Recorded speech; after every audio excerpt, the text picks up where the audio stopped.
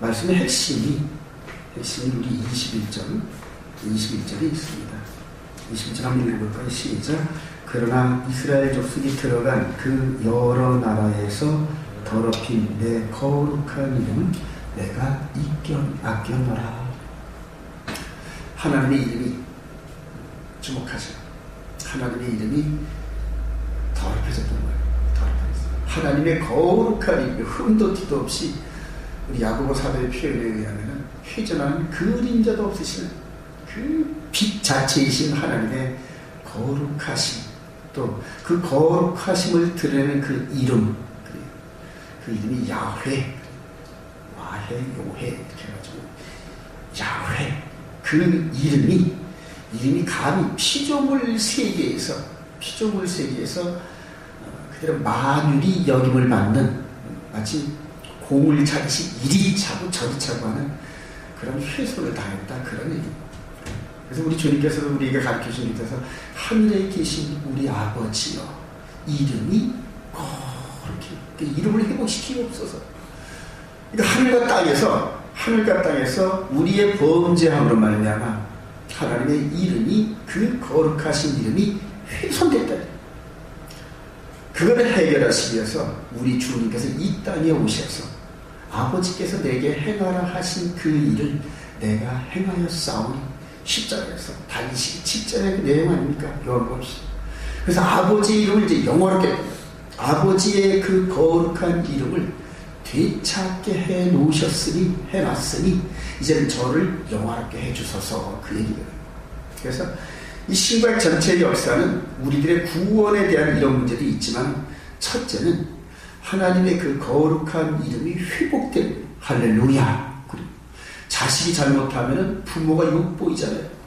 자식이 막 잘못해가지고 학교에서 너 아빠 오라래, 너 뭐 오라래, 이러면서 좋은 일로 오라래면 자연스럽게 갈 수 있는데, 뭐 싸워가지고 남하고 해서 불면 그런 일로 해서 불려가거나 경찰서에 불려가면은 그 얼마나 그 정말로 그 만일한 그 부모 입장에서 이러지도 못하고 자식을 죽이지도 못하고 살리지도 못하는 그런 마음으로, 그러니까 부모가 죄를 짓지 않았는데 자식 잘못 둔 죄로, 자식 잘못 가르친 그 죄로 그냥 그 욕을 뒤집어 쓰니, 하나님께서 당신께서 만드신 그 피조물에다가 당신의 형상, 그 마음을 부어 넣으셨는데, 그래서 그 피조물 중에 유일하게 하나님의 그 영광을 반사할 수 있는, 비출 수 있는, 드러낼 수 있는 그 인간들로 말미암아 하나님의 그 거룩하심이 훼손됐다. 그런데 하나님께서 그 거룩한 이름을 되찾으시겠다니, 할렐루야. 그래서 죄 가운데 끌려간 인간들, 또 여기서 나타난 바 죄 가운데 처벌을 받고 이방 나라의 포로로 끌려간 택한 백성들, 이스라엘 백성들을 다시 구원시키는데, 다시 돌아오게 하는데, 너희들 때문이 아니라 누구 때문에? 하나님의 이름의 거룩함의 그 회복이라는 그 첫째. 그래서 우리가 이 성경을 볼 때 그걸 주안점으로 두어야 그 다음에 우리 자신의 축복과 우리의 편안함과 이런 것들이 구해지지 않고 하나님의 그 의와 나라를 구하는 그런 기도가 생성될 수가 있습니다.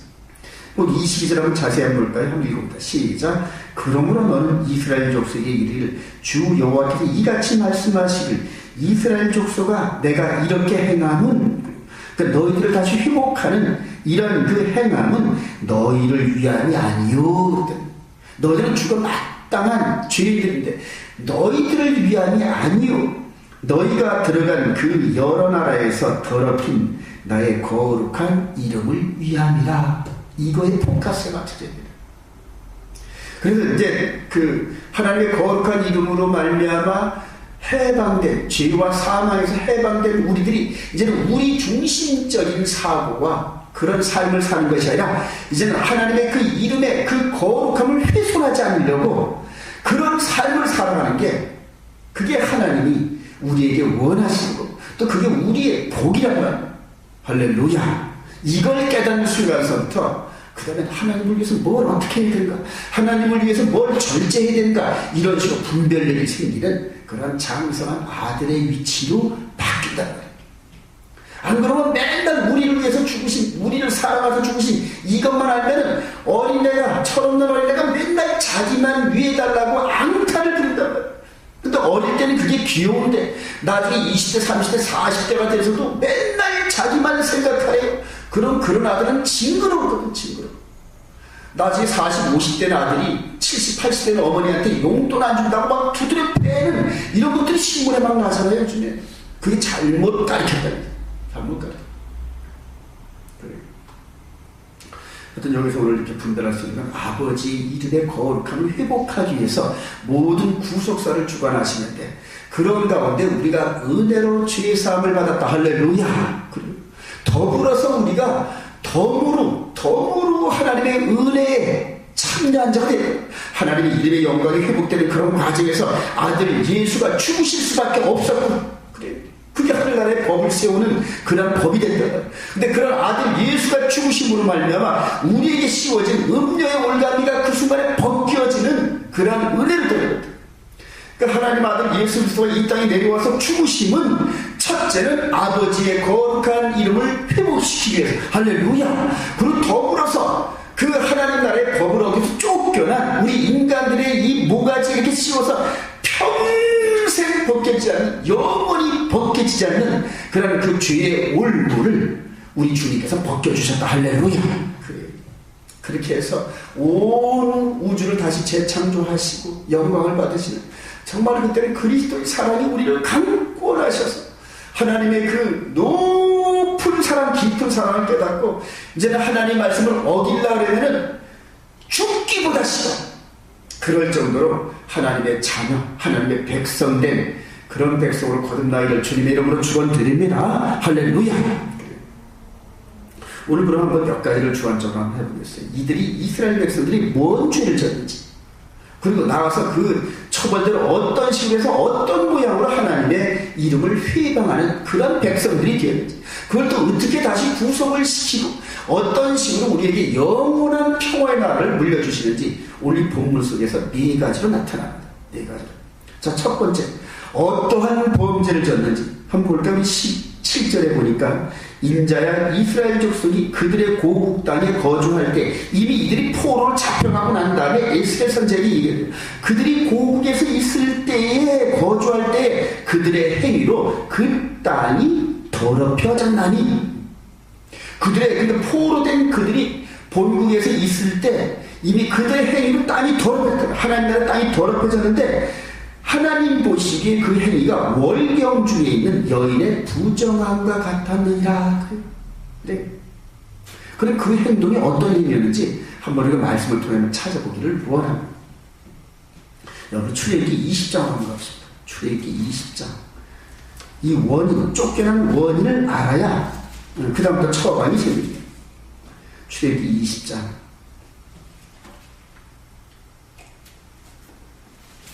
10절부터 한번 읽어볼까요? 10절부터 이들이 1차적으로 이스라엘 백성들, 그 조상들인 광야 백성들, 이들이 범죄함으로 말미암아 가나안 땅에 못 들어온 그 죄를 지금 알려줍니다.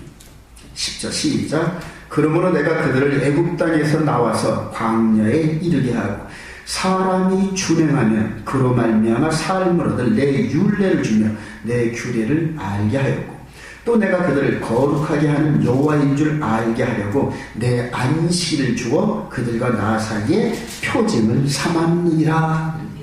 에스겔서 20장. 아이고, 미스테이크. 에스겔서 20장. 자, 에스겔서 20장 10절. 다시 한번 시작.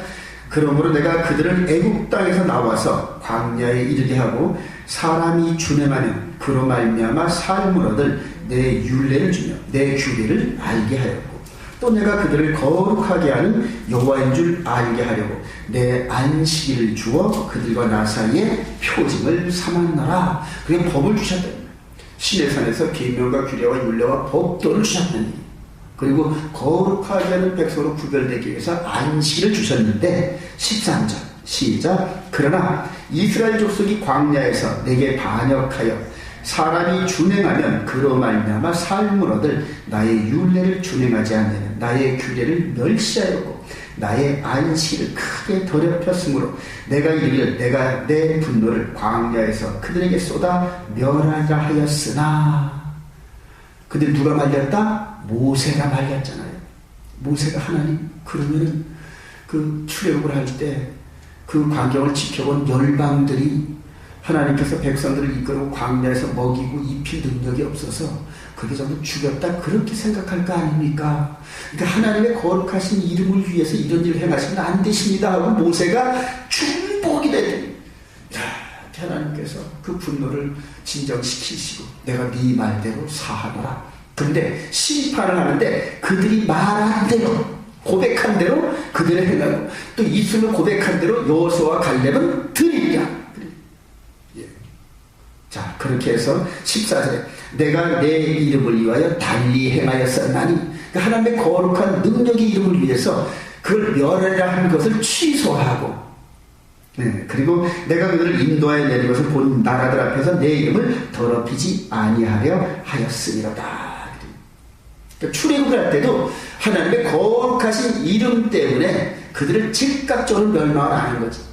만약 하나님의 거룩한 이름을 생각을 안 했다면 여호수아와 갈렙 외에 그 자리에서 즉각 처리하셨을 거야. 그래. 자, 그런데 그의 후손들이 또 똑같은 범죄를 저집니다. 에스겔서 20장 21절 한번 봅시다. 21절 시작. 그러나 그들의 자손이 내게 반역하여, 이제 이스라엘 백성들이 내게 반역하여 사람이 지켜 행하면 그로 말미암아 삶을 얻을 나의 율례를 따르지 아니하며 나의 규례를 지켜 행하지 아니하였고 나의 안식일을 더럽힌지라. 이에 내가 이르기를 내가 광야에서 그들에게 내 분노를 쏟으며 그들에게 내 진노를 이루리라 하였으나 내가 내 이름을 위하여 내 손을 막아 달리 행하였나니 내가 그들을 인도해 내는 본 여러 나라에서 내 이름을 더럽히지 아니하였으리로다. 또 내가 내 손을 들어 광야에서 그들에게 맹세하기를 내가 그들을 이방 중에 흩으며 여러 민족 가운데 해치려 하였나니 이는 그들이 나의 규례를 행하지 않으며 나의 율례를 멸시하며 내 안식을 더럽히고 눈으로 그들의 조상들의 우상들을 사모함이며. 자, 출애굽 백성들과 그 다음에 지금 이스라엘 땅에 여호수아로 말미암아 이스라엘 땅에 들어가서 나라를 형성한 이스라엘 백성들의 죄가 어때요? 똑같잖아요. 그래서 광야 백성들은 그 죄 때문에 가나안 땅에 못 들어가고, 출애굽 2세대들은 은혜 가운데서 여호수아로 말미암아 가나안 땅에 들어가서 나라를 정착하고 나라를 형성했는데, 그때로부터 1000년 동안 지내는 그런 가운데서 광야 백성들이 지은 죄를 똑같이 범해 규례와 율례와 계명을 어기고 안식을 더럽혔다는 거예요. 똑같은 죄예요. 그러니까 이게 누구 때문에 이렇게 됐다? 마귀에 의해서.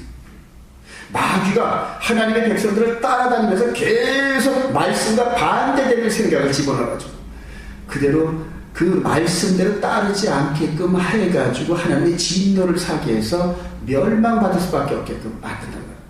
출애굽할 때도 그랬고 이스라엘 백성들이 나라를 잘 창설하고 정착한 그때도 똑같이 마귀가 공격을 하는데 항상 그 법, 즉 때와 법을 어기게 한다.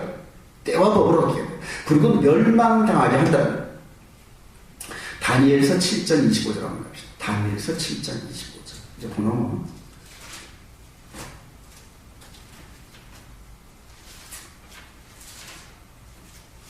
다니엘서 7장 25절에도 이제 똑같은 관점에서 마귀가 해야 하는 그런, 마귀가 행하는 그런 일들을 지금 우리들에게 알려주는 그런 그 말씀이 있습니다.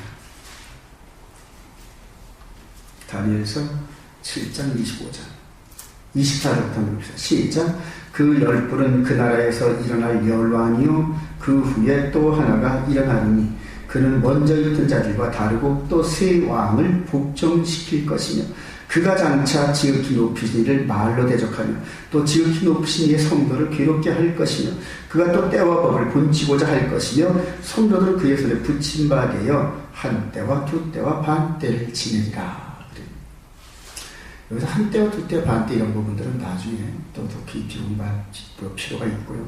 또 여기서 그 마귀가 키포인트는 뭐다? 때와 법을 바꿔. 때와 법을 바꿔. 그래요. 그렇게 해서 이 교회 시대에 그래서 교황권이 나타나면서 로마가 멸망한 후에 종교와 국가의 연합체인 로마 교황 천주교가 부상을 하면서 때와 법을 바꿔요. 그리고 그거를 지키게 하면서 이 출애굽 백성들이나 이스라엘 안에 있었던 백성들이나 또한 그 후에 예수 그리스도로 말미암아 교회의 일원이 되어서 그들이 이스라엘 백성들이 된 그들을 때와 법을 바꿔가지고 그렇게 해서 안식이 또 폐했다. 첫째 날로 바뀌었다. 그렇죠? 그리고 계명도 바꾸고 여러 가지 전기 시스템을 바꾸면서 규례와 율례를 바꿨단 말이에요. 그래서 바꾼 규례와 율례를 지키게 함으로 똑같이 출애굽 백성이나 이스라엘 백성들이나 교회 시대에 잘못 따라간 우리들도 똑같이 이렇게 처벌을 받을 수밖에 없는 그렇게 만드는 존재가 마귀란 말이에요. 그러니까 마귀의 계계를 우리가 모르는 바가 아니다 하고 이 바울 사도가 얘기한 게 마귀가 한 그 일이 뻔히 보인다. 그러니까 말씀을 변개한다. 말씀을 변개. 잘못 지키게 하고 그리고 그렇게 해서 결과적으로 하나님의 진노, 법을 어기고 말미암아 마치 이스라엘에서 그 법을 어기고 한 행위가 하나님 보기에 가증하고 여인의 월경하는 것 같은 그런 그 부정한 모습으로 보였단 말이에요. 그러니까 이스라엘 땅이 그랬다. 이스라엘 땅. 그러니까 쫓아내실 수밖에 없단 말이에요. 하나님께서. 마찬가지로 이제 영적인 세계에서 지금 이 영적인 신앙 여정을 가는 저와 여러분들이 똑같이 그 때와 법이 바뀐 법을 따라가면 영적인 세계에서 볼 때 우리의 행위가 하나님 보시기에 이스라엘 백성들이 하나님의 법을 어기고 하는 행동들, 규례와 율례를 어기고 안식일을 더럽혔던 것처럼 똑같은 범죄다. 쫙 간다. 그리고 우리에 대한 처벌은 사람이 한 번 살다 죽는 것을 정한 것이요. 그 다음에는 심판이 있으니 영혼의 심판날에 싹 쓰려. 이게 지금 역사적으로 주는 교훈이란 말이에요. 그래서 성경은 우리로 하여금 그 역사적인 사실을 눈으로 보고 귀로 듣고 그 다음에 깨달으면서 장차 우리 속에서 이루어지는 영적 세계에서 범죄하지 않고 하나님의 말씀의 뜻대로 살아가는 그 방법을 알려주는 그런 책이다. 그런 기준이 그래요. 그렇게 해서 이 범죄의 내용 그것을 우리가 알아봤어요. 그래서 이 범죄의 내용의 중심점은 하나님께서 명령하신 규례와 명령과 계명과 법도를 어기는 것. 특별히 이 안식일을 더럽히면 하나님께서 아주 불쾌하게 여기신다. 이거는 이 역사상으로 하나님의 백성들이 범죄함으로 멸망을 받을 수밖에 없었던 그런 그 길들을 우리에게 보여주십니다. 이 계명과 규례와 율례의 법도를 떠나면 이제 세상이 어떻게 되느냐? 그다음부터 마귀가 끌려갑니다. 그래서 마귀가 우리들 앞에 놓여진 육신의 정욕, 이생의 자랑, 안목의 자랑 이거에 미혹돼가지고 이제는 기준이 없이 우리가 눈으로 보는 것이 기준의 잣대가 되거든. 그렇게 해서 눈으로 보고 즐기고 먹고 마시고 편한 이런 쪽으로 이 마귀가 올무르는 거기에 그냥 지뢰밭인 줄 모르고 막 뛰어다니고 그리고 발표가 터져서 다리가 날아가고 하는 이런 식으로 분별력이 상실된다. 자, 포로로 끌려가는 그들의 그 모습이 얼마나 비참한지 한번 볼까요? 우리 시편 137편. 시편 137편. 포로로 끌려가는 그들이 어떤 모습으로 있었길래 도대체 하나님께서 하나님의 거룩하신 이름이 그대로 훼손되었다. 그렇게 표현하셨을까요? 시편 137편.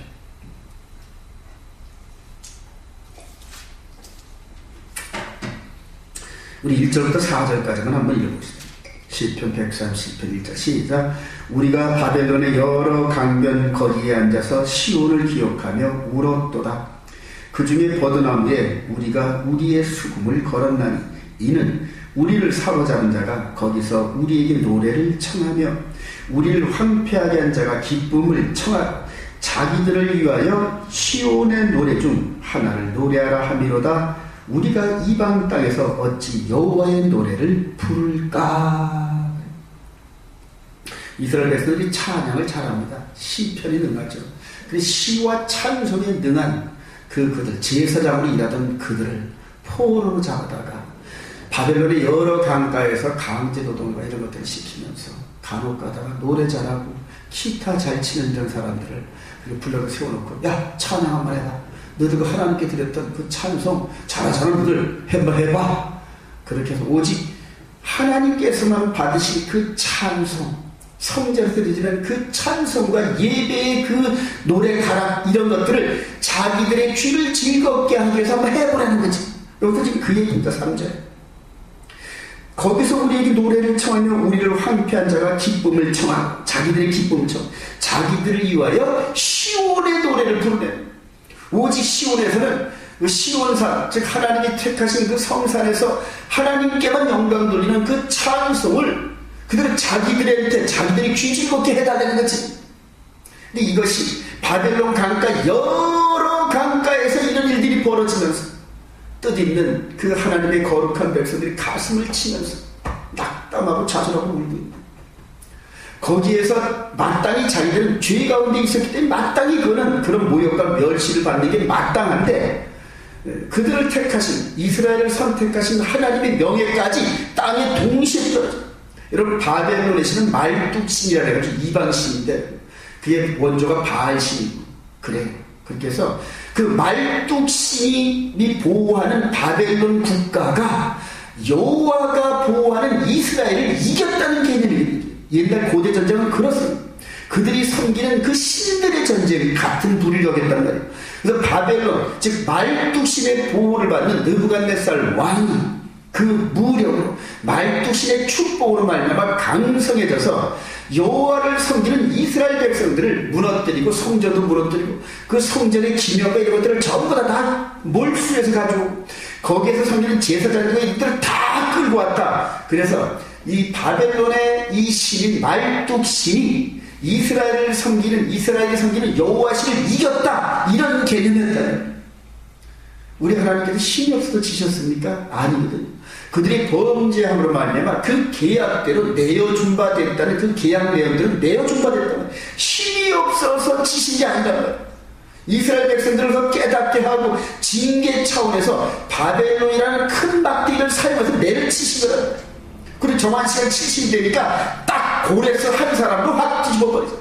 바벨론이라는 그 강력한 그런 고대 국가가 하루 저녁에 정권이 바뀌어요. 고레스입니다. 그런데 그 만군의 주 여호와 하나님의 이름이 그를 섬기던 이스라엘 백성으로 말미암아 함께 땅에 떨어졌다. 그래서 그들은 얘기되면 만군, 이 온 우주가 하나님의 힘이 없으시고 능력이 없어서 그 백성들도 보호하지 못하고 함께 포로가 되면서 그 명예가 땅에 떨어지는 그런 걸로 역임을 받는 거예요. 그렇지 않으신 분, 할렐루야, 하나님의 이름은 높임을 받았다는 것이죠.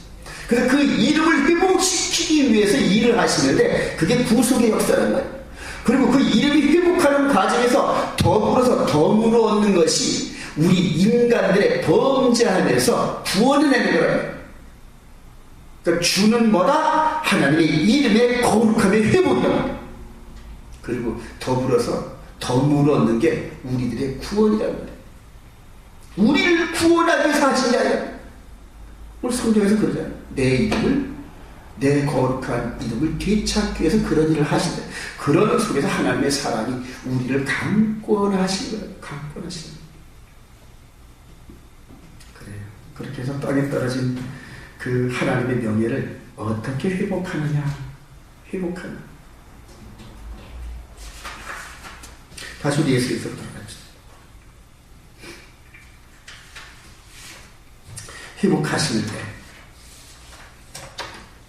회복하시는 방법을 지금 말씀하고 계시죠. 자, 24절부터 한번 보십시다. 24절. 회복하시는데 어떻게 회복하시냐. 시작. 내가 너희를 여러 나라 가운데서 인도하여 내고 여러 민족 가운데서 모아 데리고 고국 땅에 들어가서 맑은 물을 너희에게 뿌려서 너희로 정결하게 하되 곧 너희 모든 더러운 것에서와 모든 우상 숭배에서 너희를 정결하게 할 것이니 또 새 영을 너희 속에 두고 새 마음을 너희에게 주게 너희 육신에서 굳은 마음을 제거하고 부드러운 마음을 줄 것이며 또 내 영을 너희 속에 두어 너희가 내 율례를 행하게 하리니 너희가 내 규례를 지켜 행할지라. 포로로 잡혀간 그들을 다시 회복시키게 돼요. 다시 회복시키게 돼요. 근데 이게 영적으로 어떤 관계가 있냐면 우리 예레미야 3장 8절을 갑시다. 동시대에 쓴 말씀. 예레미야 3장 8절. 예레미야 3장. 이 복음이 지금 증거거든요. 여기서 또 성전, 예루살렘 성전 안에서 이렇게 사역을 했던 그런 그 예레미야를 통해서 예레미야 3장 8절 시작. 내게 반역한 이스라엘이 간음을 행하였으므로 내가 그를 내쫓고 그에게 이혼서까지 주었으되 그의 반역한 자들 유다가 두려워하지 아니하고 자기도 가서 행음함을 내가 보았노라. 그가 돌과 나무와 더불어 행음함을 가볍게 여기고 행음하여 이 땅을 더럽혔거늘. 남방 유다가 멸망하지 한 150년 전쯤에 북이스라엘이 먼저 망했습니다. 근데 망했던 그 원인이 무언지 남방 유다가 보고 나서도 정신을 못 차린다니. 그러니까 북이스라엘이 멸망할 때 하나님께서 그들에게 이혼서를 써줬더니 이혼서를. 즉 부부관계에서 그들의 그 부부관계를 파기하고 이혼서를 주고 내쫓았다니. 여기서 그 얘기하고 그거를 지금 북방 이스라엘이 이렇게 망해서 하나님께 이혼당하고 그들 내쫓김을 당한 그걸 보고도 남방 유다가 정신 못 차리고 똑같은 죄를 벌였거든. 똑같이 규명과 계명의 문제를 법대로 어기고 안식일을 더럽혔다. 그러니까 남방 유다도 이제 처리해서 똑같이 이혼서를 주고 내쫓는다는 거지. 그런데 한번 내쫓긴 그러한 그 이혼서를 받고 내쫓긴 그를 다시 돌아오겠다 하는 거예요. 3장 1절 한번 봅시다. 다시 돌아오게 하면 어떻게 됩니까? 시작. 그들이 말하기를 가령 사람이 그의 아내를 버림으로 그가 그에게서 떠나 타인의 아내가 된다 하자 남편이 그를 다시 받겠느냐? 그리하면 그 땅이 크게 더러워지 아니하겠느냐? 하느니라. 네가 많은 무리와 행음하고서도 내게로 돌아오려느냐? 여호와의 말씀이니라. 그래서 주목하시고 이 법을 통하여서 하나님의 법은 그렇습니다. 하나님의 법은 첫사람 아담을 창조하시고 그리고 선악과 계명을 냈습니다. 그리고 그 후에 아담의 갈비뼈를 빼가지고 그대로 결혼을 시킵니다. 그리고 나서 하나님이 짝지워진 것을 누가 나누지 못한다? 사람이 나누지 못한다. 그렇게 말씀을 선언하셨습니다. 자, 그런데 우리가 말씀을 깨달은 대로 아담과 하와가 범죄함으로 말미암아 선악과 계명을 어김으로 말미암아 그 범죄 득죄했단 말이에요. 쫓겨난 거예요. 그러니까 이혼서를 써주고 쫓겨난 것 똑같습니다.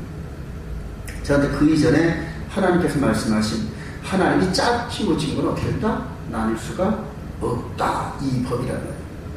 이해가 되시죠? 그러니까 범죄하기 이전에 하나님께서 선언해요. 하나님께서 짝지워 주신 거는 나눌 수가 없다. 그러니까 아담과 하와가 나눌 수가 없다는 얘기입니다.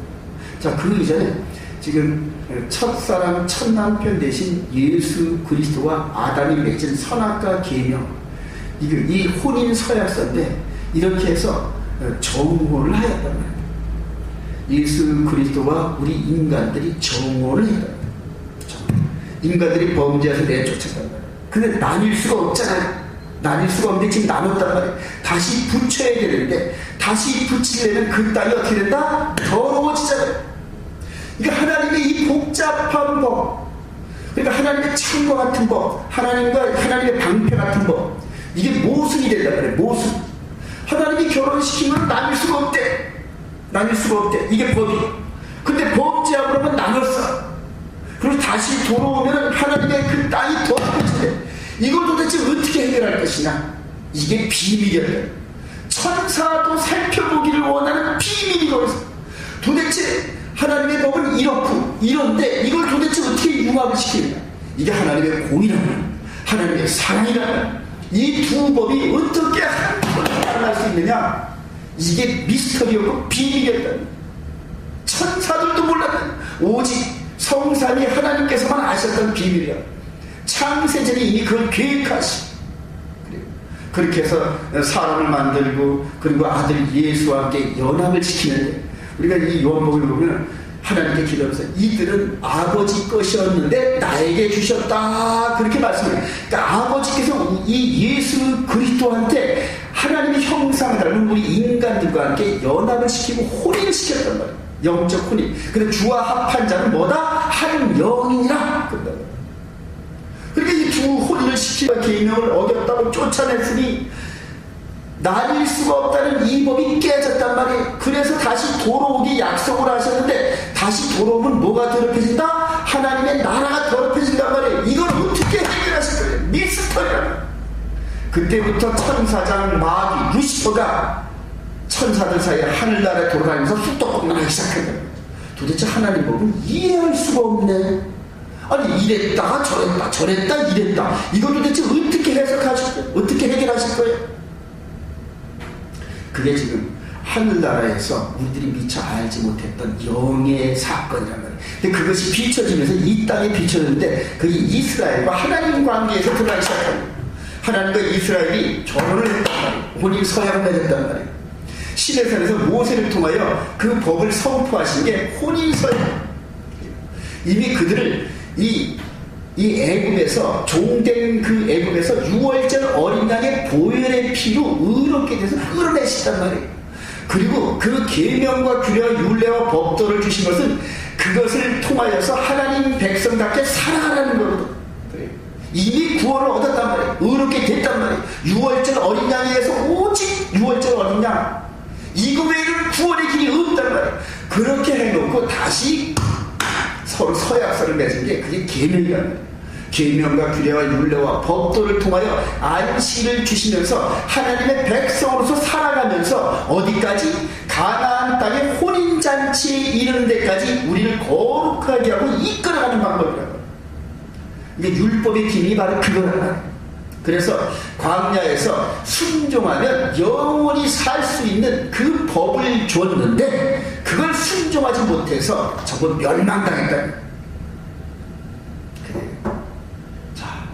그런데 그 모순된 그 법, 하나님이 짝지어주면 나뉠 수 없는데 범죄함으로 말미암아 나누고 이혼서로서 내버릴 수밖에 없는데 그를 다시 불러들이면 하나님 나라가 더럽혀질 수밖에 없는 이 모순된 법을 어떻게 해석했다? 어떻게 해결했다? 우리 로마서 7장. 거기에서 사도 바울이 그걸 깨달았어요. 그리고 복음주의 본이 바로 로마서 7장입니다. 매년 역사마다 시대마다 하나님께서 로마서를 통하여 개혁자들을 이렇게 세우셨는데 로마서 7장 1절부터 4절까지 다시 한번 봅시다. 시작. 형제들아 내가 법하는 자들에게 말하노니 너희는 그 법이 사람이 살 동안만 그를 주관하는 줄 알지 못하느냐. 남편 있는 여인이 그 남편 생전에는 법으로 그에게 매인바 되나 만일 그 남편이 죽으면 남편의 법에서 벗어나느니라. 그러므로 만일 그 남편 생전에 다른 남자에게 음녀라. 그러나 만일 남편이 죽으면 그 법에서 자유롭게 되나니 다른 남자에게 갈지라도 음녀가 되지 아니하느니라. 그러므로 내 형제들아 너희도 그리스도의 몸으로 말미암아 율법에 대하여 죽임을 당하였으니 이는 다른 이 곧 죽은 자 가운데서 살아나신 이에게 가서 우리가 하나님을 위하여 열매를 맺게 하려 함이라. 할렐루야. 천사도 살펴보기를 원했던 하나님의 모순된 법을 어떻게 해결할 것이냐고 유심히 지켜봐요. 하나님께서 그와 즉 언약의 당사자인 천년편 대신 예수 그리스도를 말씀대로 처녀가 잉태하여 아들을 낳으니 임마누엘이라 하라. 동정녀 마리아를 통해 이 땅에 나타나게 하시고 공생을 마치면서 33세 반대 그때 골고다 언덕에서 즉 예수 그리스도께 2000년 전에 앞선 아브라함의 아들 이삭이 번제로 드려질 뻔했던 그 모리아산 그 정상에서 똑같은 장소에서 6월절 어린 양의 그 피로 죽으셨다니. 그리고 그분이 죽는 그 순간에 첫남편 대신 그 예수가 죽으시는 순간에 첫남편과의 언약을 파기하고 마귀와 짝짝꿍에서 도망갔던 첫사람 아담과 그 후예들의 목에 걸려있던 죄, 음녀라는 그 율법이 정죄했던 사형 집행문서. 그게 보면은 사형 재판이 끝나고 난 다음에 사형을 해도 좋다 그러면서 문서에다 사인해가지고 옛날에 턱 떠져있단 말이야. 그 레터, 그 의문, 그것을 그것을 십자가를 통하여 소멸하시고 할렐루야. 그 법 자체를 무효로 만들어버렸어요. 대법원에 가서 이걸 하니까 1심과 2심 때는 법이 그대로 그 죄가 있었어. 근데 3심에 대법원에 가니까는 그거를 고소한 고소 당사자가 죽어버렸단 말이야. 그러니까 피고가 가해자가 되는 그런 원고가 죽어서 이제는 그 재판 자체가 고소인이 있어야 되고 그 다음에 피고가 있어야 되고 변호사가 있어야 되는데 그 중에서 고소 당사자인 그러한 그 고발인이 죽음으로 말미암아 이제 고발당한 사람의 죄가 해당되는 게 없어. 그러니까 3심에 가서 이렇게 보니까 이건 법 자체가 재판 자체가 형성이 될 수 없음. 그래서 원심 파기 명령을 내려가지고 이거는 재판 자체가 될 수 없음. 그렇게 내려버렸다. 이해되시면 아멘. 하나님께서 그렇게 하셨다. 그렇게. 그래서 모순되는 법을 전부 다 파기하고 새롭게 창조하셨다. 우리 주님이 부활하신 새로운 몸이 되셔가지고 그래서 새로운 몸이 된 그 몸으로 수고하고 무거운 짐지도 다 내게로 오라. 내가 너희들을 편히 쉬게 하라. 새롭게 하라. 그래서 죽으셨다 부활하신 예수를 믿으면 예수와 함께 십자가에 우리 죄된 옛 마음이 쭉 함께 장사되고 함께 부활함으로 말미암아 거듭난 영혼이 된 줄 믿으시면 아멘. 그래. 거듭난 영혼이란 말이야. 그래 다시 우리 예수께서 30절을 갑시다. 그렇게 해서 예수로 말미암아 이제 이루어지는 이런 예언을 봅시다.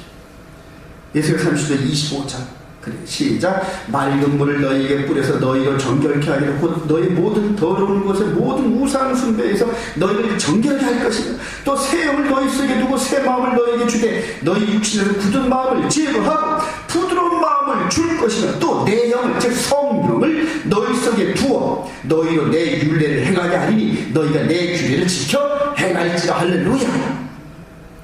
즉 앞선 세대 출애굽 세대에서 계명과 규례와 율례와 법도를 어기고 안식을 어겨서 쫓겨나고 죽었고 그리고 이스라엘 백성들 가운데 규례와 계례와 명령과 이런 것들을 어김으로 마치 월경하는 여인이 피 흘리는 것 같은 더러움 속에 있는 그 이스라엘 백성들 그래. 그들의 그 멸망을 바라보면서 이제는 우리가 그걸 바라보면서 하나님께서 우리 마음판에 주어진 계명과 율례와 법도 안식을 얻으면 저도 같이 똑같이 처벌받는구나. 이거를 보고 반면교사를 삼으래요. 그래서 우리가 이 고린도전서 10장에 보면 이전에 기록되어진 모든 일들은 말세를 만난 우리들을 교훈시키려고 전부 기록한 거다. 그랬더니 그러니까 우리 지금 이 시내산에서 주어지신 그 모세를 통해 주신 그 계명과 규례와 율례와 법도를 우리 주님께서 죽으시고 부활하시고 이제는 하늘로 올라가시는 새 계명을 너희에게 주노니 새 계명. 우리 요한복음 15장 가봅시다. 요한복음 15장.